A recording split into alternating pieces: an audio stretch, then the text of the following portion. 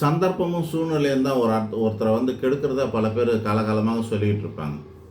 சந்தர்ப்பங்களாலேயும் சூழ்நிலைகள் தான் ஒருவர் கெடுவார் என்பது முழுமையான உண்மை கிடையாது. சந்தர்ப்பமும் சூழ்நிலையும் தான் ஒருத்தரை நல்லவனாகவே வாழ வைக்குது. அந்த சந்தர்ப்பம் பாதுகாப்பை கொடுக்குது. ஒரு காலத்தில் வீட்டிலேயே பெண்கள் இருந்தப்போ காதல் திருமணம் நிறைய நடந்ததா?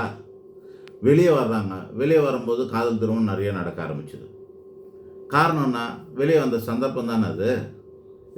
இரு சாராருக்கும் அது என்னாச்சு, சாதகமாக ஆனது. அப்போ சந்தர்ப்பங்கள்லாம் சூழ்நிலைகளும் மாறுறதுனால தானே இது. ஆக எந்த வகையான கெடுதலாக இருந்தாலும், காதலை கெடுதல்னு சொல்ல வரல, எந்த வகையான கெட்ட விஷயங்களாக இருந்தாலும், திருடு, கொலை, கொள்ளை, கற்பழிப்பு, வழிப்பறி போன்ற எந்த வகையான விஷயங்களாக இருந்தாலும் அதுக்கு சந்தர்ப்பமும் சூழ்நிலையும் ஒரு காரணம் என்பது புரிஞ்சுக்குங்க.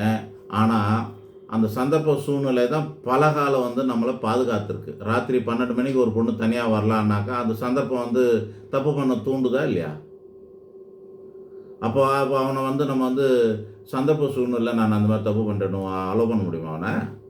அப்போ நம்ம தான் பாதுகாப்பான சந்தர்ப்பத்திலையும் சூழ்நிலையிலையும் தக்க வச்சுக்கணும், அதுக்குள்ளேயே இருக்கணும் நம்ம. ஆக பல பேர் சந்தர்ப்ப சூழ்நிலைகளை பயன்படுத்தி தவறு பண்ணுவாங்க.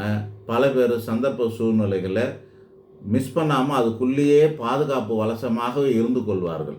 நம்ம எதை பண்ணணுங்கிறது நம்மளுடைய விருப்பம்தான்.